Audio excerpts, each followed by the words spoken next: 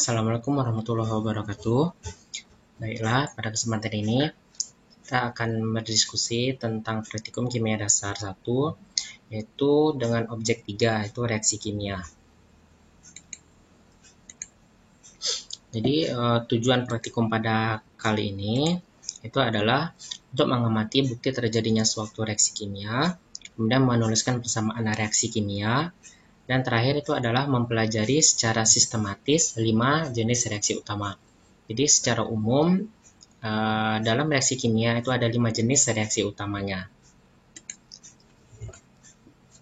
Jadi reaksi kimia secara umum yang ada 5 jenis tadi, itu yang pertama adalah reaksi penggabungan, kemudian ada reaksi penguraian, kemudian ada reaksi penggantian, kemudian reaksi penggantian ganda, dan yang terakhir itu adalah reaksi penetralan. Jadi pada praktikum ini kita akan membahas masing-masing dari kelima macam reaksi tersebut.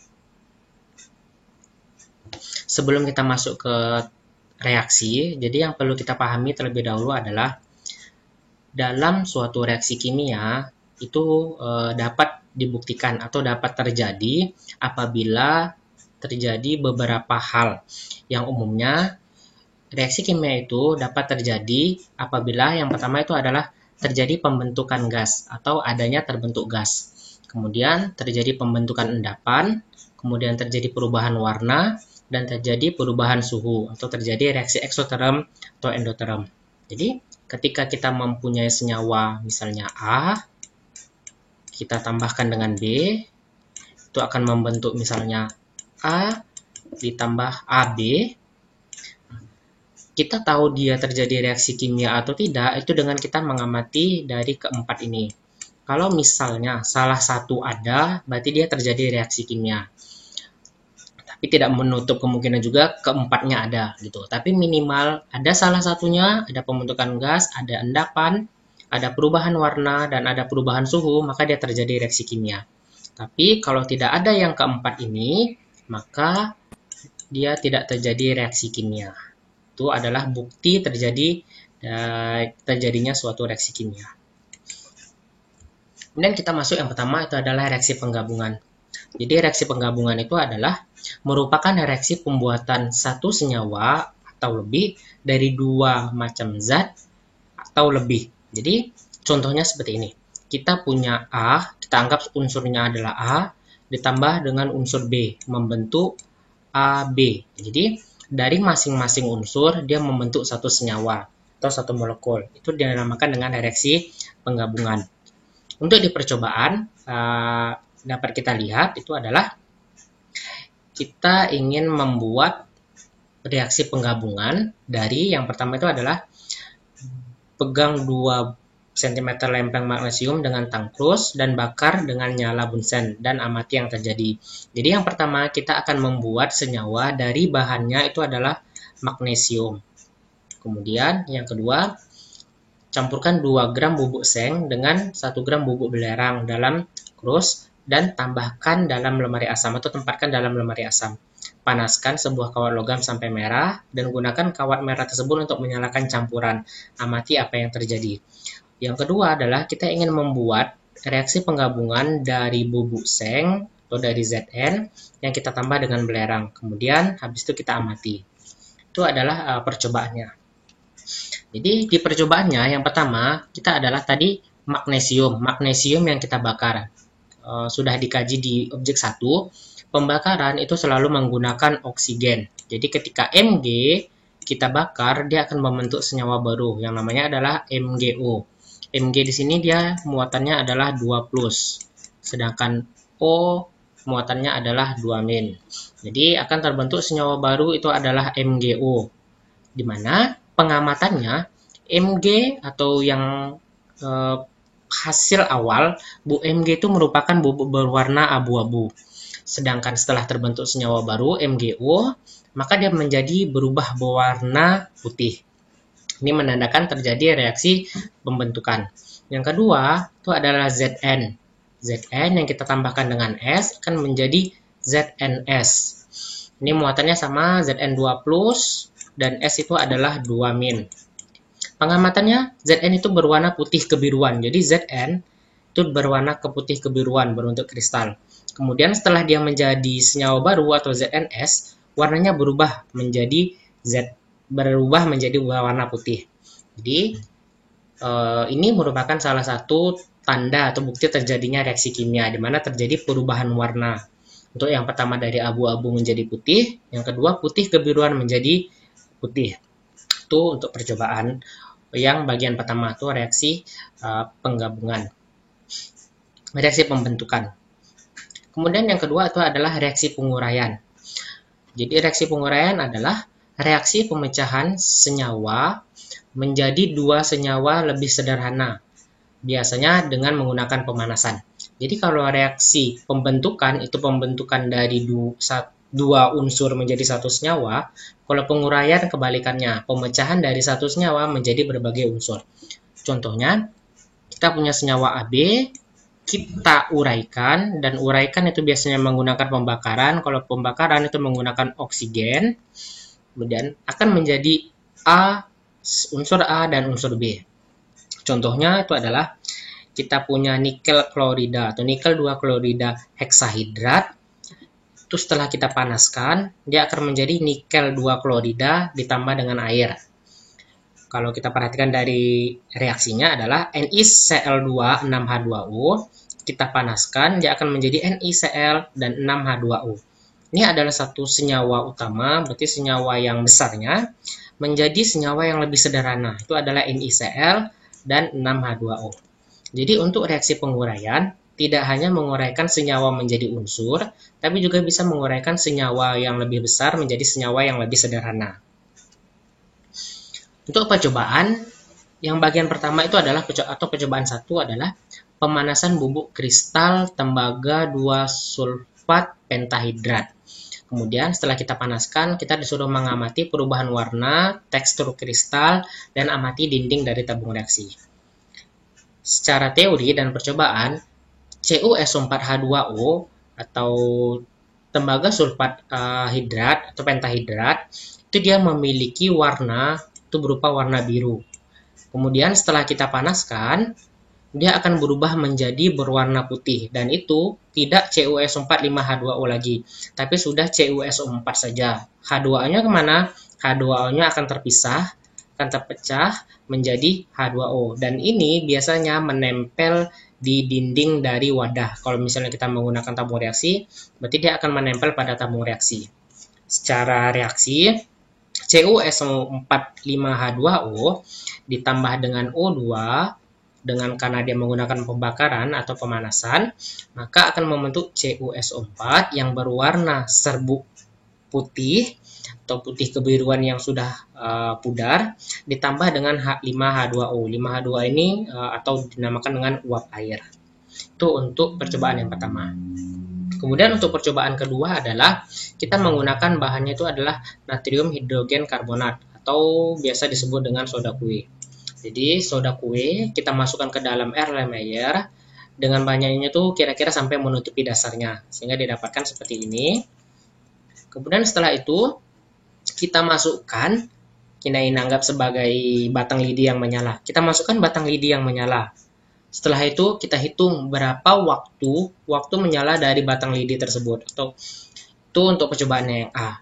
Itu percobaan yang kedua, tuh soda kue yang ada pada Erlenmeyer yang berbeda, kemudian kita panaskan.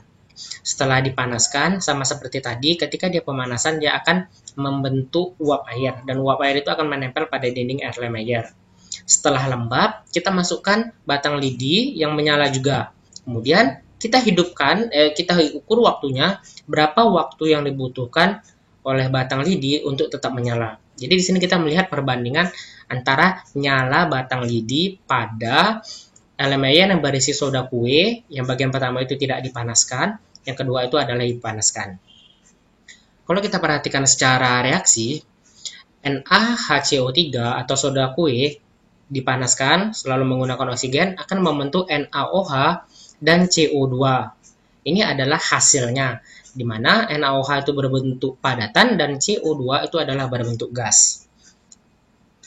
Kemudian kalau kita perhatikan di sini, bagian A itu tidak dilakukan pemanasan akan menghasilkan sedikit CO2 karena hasil pembakaran dari NaHCO3 itu hanya dari batang lidi yang menyala. Kalau kita perhatikan yang B, akan lebih banyak CO2. Kenapa? Karena CO2 dihasilkan dua kali. Yang pertama dari hasil pemanasan di awal, yang kedua dihasilkan dari batang lidi yang menyala. Jadi, kalau kita perhatikan secara reaksi dan secara praktikum, elemen layer A akan memiliki lebih sedikit CO2 dan dibanding dengan elemen layer B. Kemudian output kita atau yang kita lihat itu adalah waktu nyalanya. Jadi kalau kita lihat di segitiga api namanya, jadi suatu benda dapat menyala atau dapat terbakar dikatakan itu ketika dia ada yang pertama adalah oksigen atau udara, yang kedua ada panas, yang ketiga ada bahan atau yang mudah terbakar atau bahan bakarnya. Kalau kita perhatikan di sini, kita punya bahan yang mudah terbakar, itu adalah batang lidi.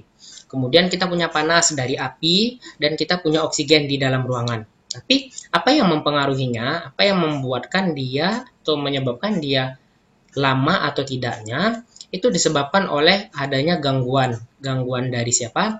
Gangguan dari hasil reaksi soda kue. Siapa yang mengganggu? Yang mengganggu itu adalah CO2. Di mana oksigen dan CO2 itu memiliki sifat yang saling bertolak belakang. Sehingga ketika CO2 lebih sedikit, maka oksigen akan lebih banyak. Ketika CO2 akan lebih banyak, maka oksigen akan lebih sedikit. Kalau kita perhatikan ini, maka elemen layer A itu dia akan memiliki jumlah oksigen lebih banyak.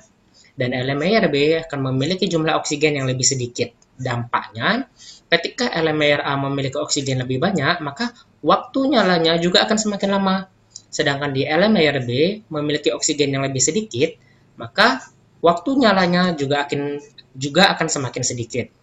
Sehingga kesimpulannya, waktu nyala elemen layer A itu lebih besar atau lebih lama dibanding dengan elemen layer B. Kenapa? Karena disebabkan oleh jumlah karbon dioksida yang dihasilkan dari reaksi soda kue dengan oksigen atau soda kue dengan pembakaran tadi. Itu untuk percobaan 2. Selanjutnya bagian yang ketiga itu adalah reaksi penggantian. Jadi reaksi penggantian merupakan reaksi di mana suatu unsur digantikan oleh unsur lain untuk membentuk senyawa baru.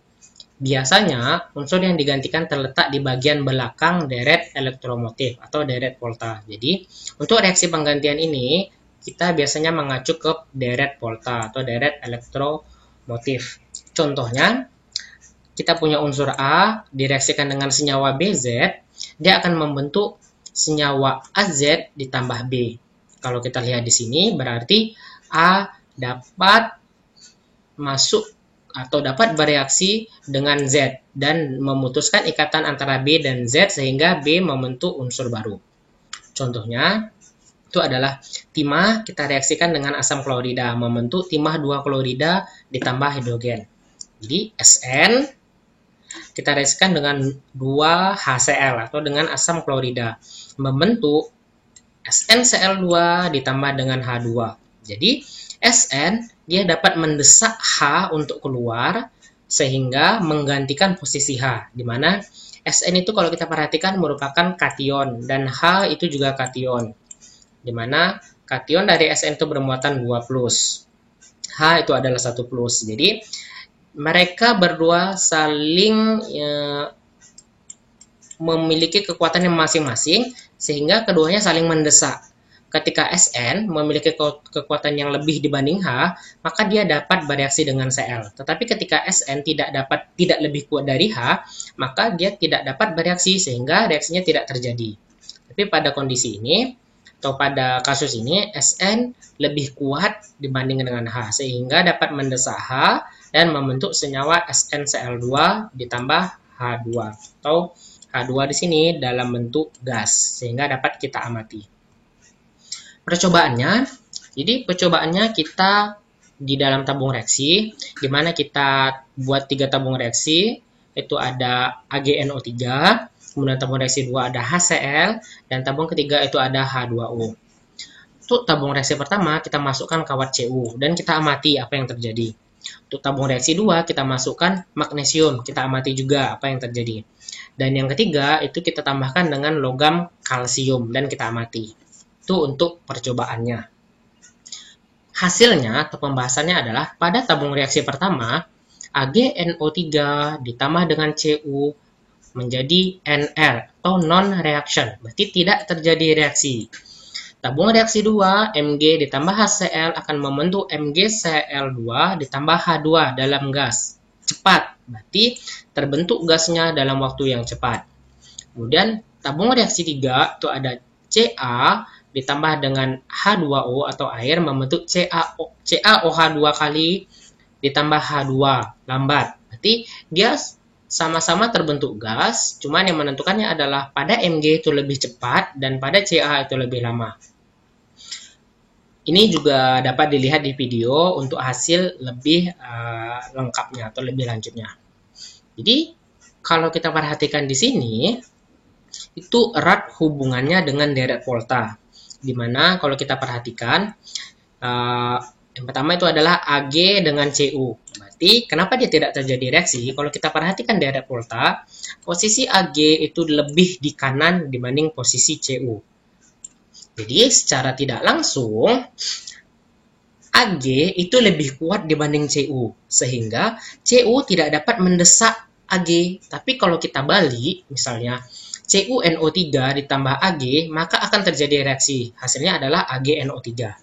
Jadi, kalau kita lihat di sini, unsur yang berada di posisi lebih kanan, lebih ke sini, itu dia dapat mendesak unsur yang pada di lebih posisi di kirinya.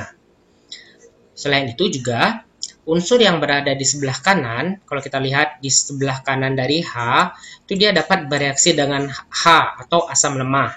Dan yang tidak dapat bereaksi. Kemudian kalau kita lihat di sebelah sini, itu dia dapat bereaksi. Kalau ini tidak bereaksi, kalau ini bereaksi. Selanjutnya, Mg dan HCl.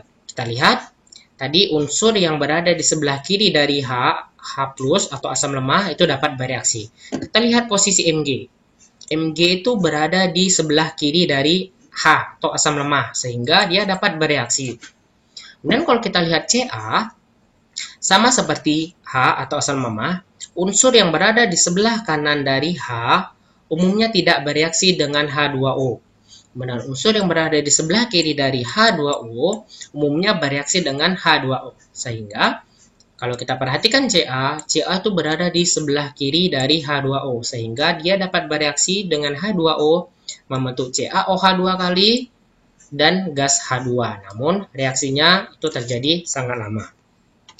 Kalau kita kaji lebih lanjut, deret volta tersebut, itu kalau kita perhatikan, semakin ke kanan, itu sifatnya semakin reduksi, atau semakin mudah terjadi reduksi. Sehingga dia merupakan oksidator yang baik. Kemudian kalau kita perhatikan ke semakin sebelah kiri, maka dia bersifat sebagai oksidasi. Sehingga dia merupakan reduktor yang baik. Itu kalau kita pelajari lebih lanjut tentang deret volta. Kemudian untuk bagian yang keempat, itu adalah reaksi penggantian ganda. Bedanya dengan reaksi penggantian adalah, kalau reaksi penggantian tadi hanya satu unsur yang digantikan. Atau unsur satu digantikan dengan unsur yang satu lagi. Tapi kalau reaksi penggantian ganda adalah terjadi pertukaran. Di mana pada reaksi penggantian ganda itu dua senyawa dalam larutan saling menggantikan partnernya, yaitu anion senyawa yang satu menggantikan anion senyawa yang lain. Jadi kalau kita lihat di sini, contohnya kita anggap AX ditambah dengan BY, di mana A bereaksi menjadi AY, berarti A akan berikatan dengan Y. Dan X akan berikatan dengan B. Menjadi ini harusnya adalah BX. Bukan BZ. BX. Jadi, satu partner berganti dengan partner yang lainnya. Contohnya adalah kalium karbonat kita tambah dengan kalsium klorida. Membentuk kalsium karbonat ditambah dengan kalium klorida. Kalau kita perhatikan secara reaksi, Kita anggap ini K2CO3, di mana K adalah bermuatan positif, berarti dia kation, dan CO3 itu bermuatan negatif, berarti anion. Bereaksi dengan CaCl2, di mana Ca juga bermuatan positif, berarti kation, dan Cl itu bermuatan negatif. Itu membentuk senyawa itu adalah CaCO3 ditambah dengan 2KCl. Jadi, pada reaksi penggantian ganda ini, anion senyawa yang satu menggantikan anion senyawa yang lainnya. Jadi, CO3 itu menggantikan posisi dari Cl2. Dan Cl itu menggantikan posisi dari CO3. Maka dinamakan dengan reaksi penggantian ganda. Itu untuk reaksi penggantian ganda.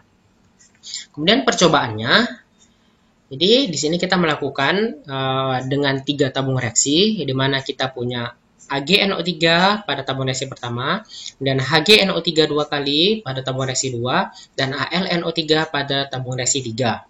Kalau kita perhatikan, antara ketiga ini hanya berbeda muatan, di mana pada tabung reaksi 1 itu muatannya plus, pada tabung reaksi 2 itu adalah 2 plus, dan pada tabung reaksi 3 itu adalah 3 plus.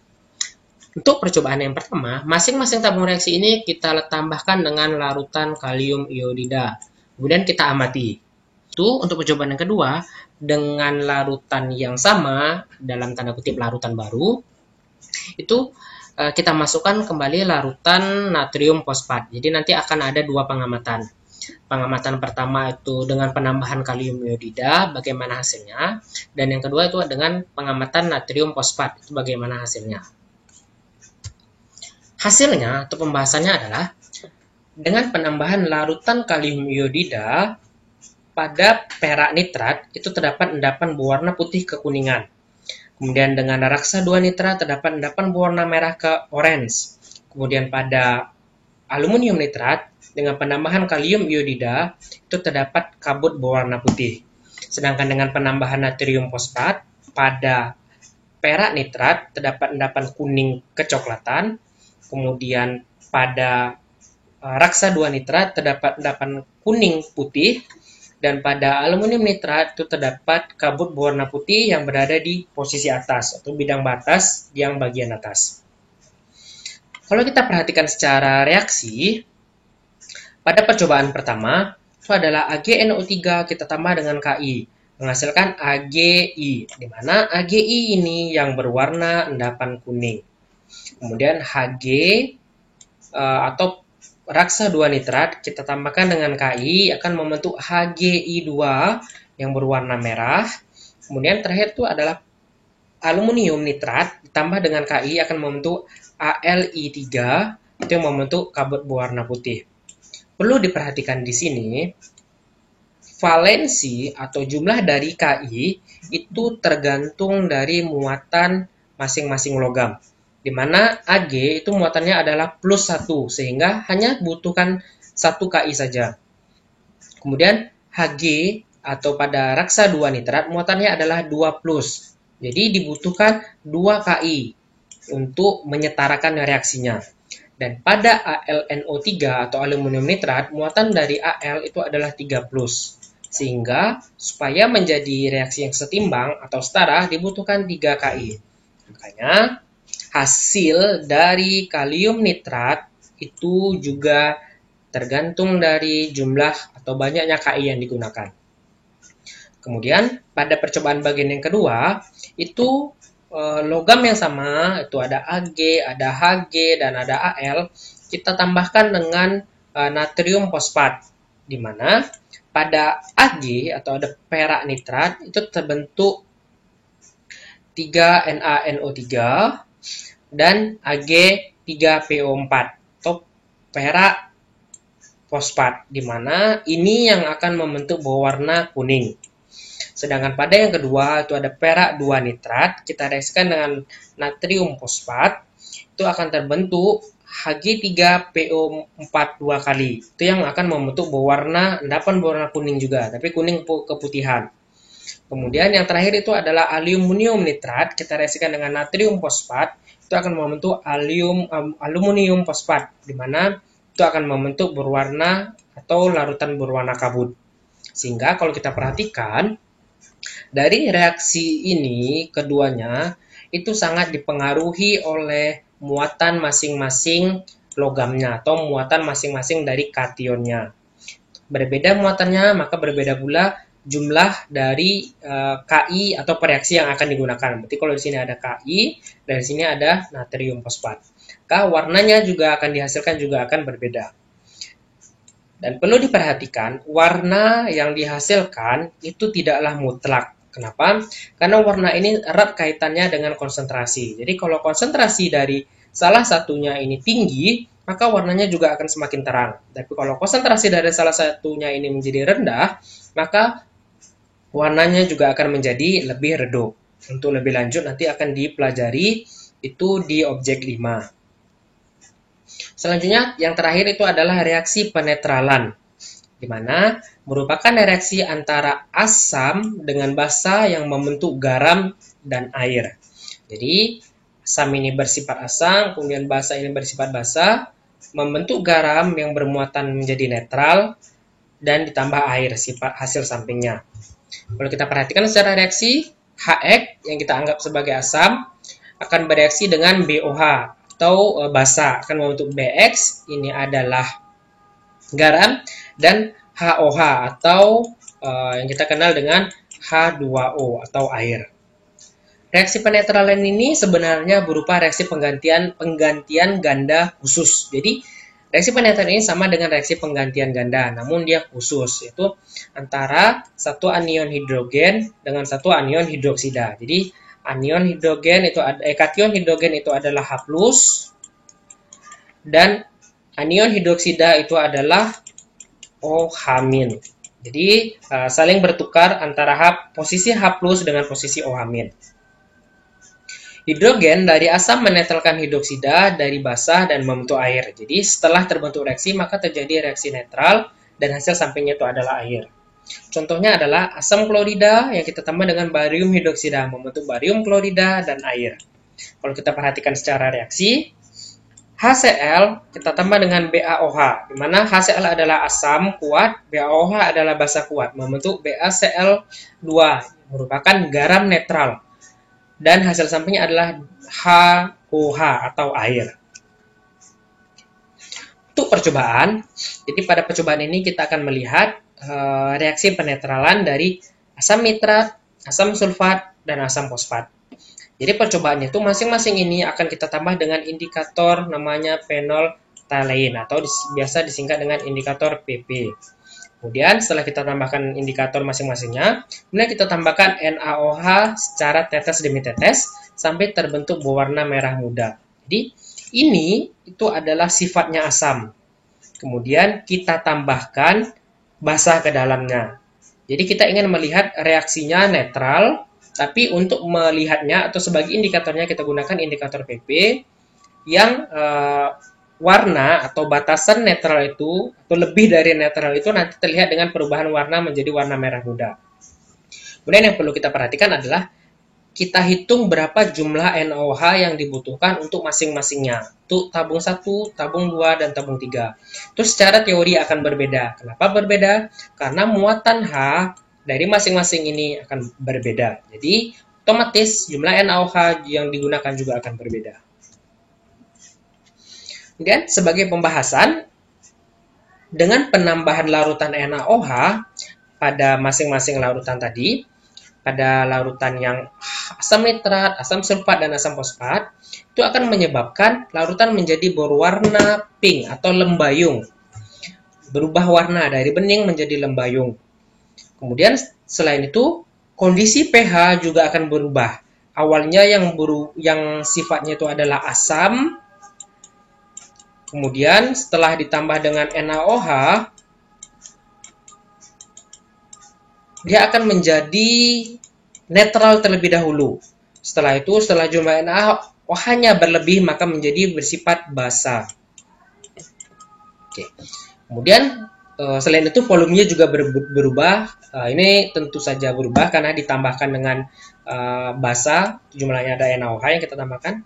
Kemudian, basa inilah nanti yang menjadi indikator telah lewat atau belum, atau telah terjadi larutan ini basah atau belum dengan adanya indikator PP. Jadi ketika kita tambahkan ke dalam ini masing-masing itu larutan basah, maka sebelum dia menjadi basah dia akan netral. Tapi setelah dia lewat dari netral atau menjadi basah, maka dia akan terjadi perubahan. Kenapa? Karena indikator tersebut dia memiliki sensitivitas pada pH 8,3 sampai 10,0. Jadi ketika pH-nya telah mencapai segini, maka dia akan terjadi perubahan warna. Tapi ketika belum, maka dia tidak terjadi perubahan warna. Jadi, kalau kita tambahkan NaOH ke dalamnya tanpa menggunakan indikator, maka kita tidak akan dapat melihat atau tidak dapat mengetahui berapa banyak NaOH yang dibutuhkan untuk menetralkan larutan asam tersebut. Kalau kita perhatikan secara reaksi, tabung pertama itu ada HNO3, tabung kedua ada H2SO4, tabung ketiga ada H3PO4. Kita tambahkan dengan NaOH masing-masingnya, maka akan membentuk hasil itu adalah hasil sampingnya itu adalah air sama, kemudian garamnya itu adalah natrium nitrat, natrium sulfat, dan natrium fosfat.